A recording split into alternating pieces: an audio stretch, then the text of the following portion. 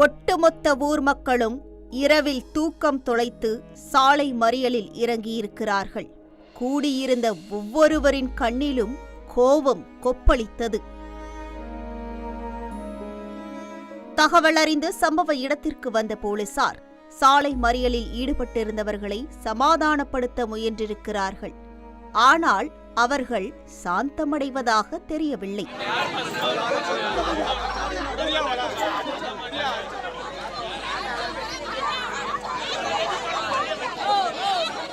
இத்தனை பரபரப்புக்கும் காரணம் அங்கு ஒலித்த ஒப்பாரி.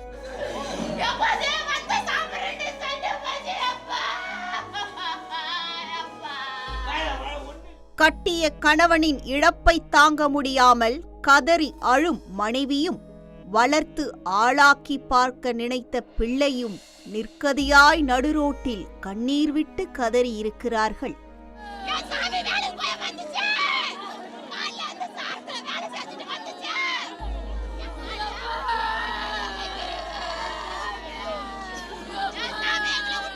கணவனை ஒரு முறையாவது பார்த்து விட மாட்டோமா? தந்தையை ஒரு முறையாவது கொஞ்சிவிட மாட்டோமா?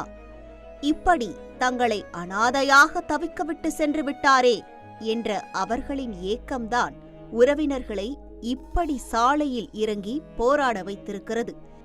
இந்த சாலை மறியல் நடந்த இடம் திருக்கோவிலூர் டு விழுப்புரம் செல்லும் சாலை. இந்த ஒட்டுமொத்த மக்களின் வயிற்றெரிச்சலுக்கும் ஒரு அப்பாவி விவசாயி அடித்துக் கொல்லப்பட்டதுதான் காரணம்.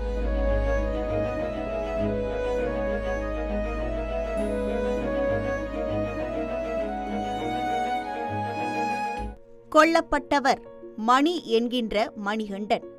35 வயதான இவர் ஒரு விவசாயி. திருமணமாகி மனைவி மற்றும் பிள்ளைகளுடன் சந்தோஷமாக வாழ்ந்து வந்திருக்கிறார். தனக்கு சொந்தமான 4 ஏக்கர் நிலத்தில் 1.5 ஏக்கர் கரும்பு பயிரிட்டிருந்தார்.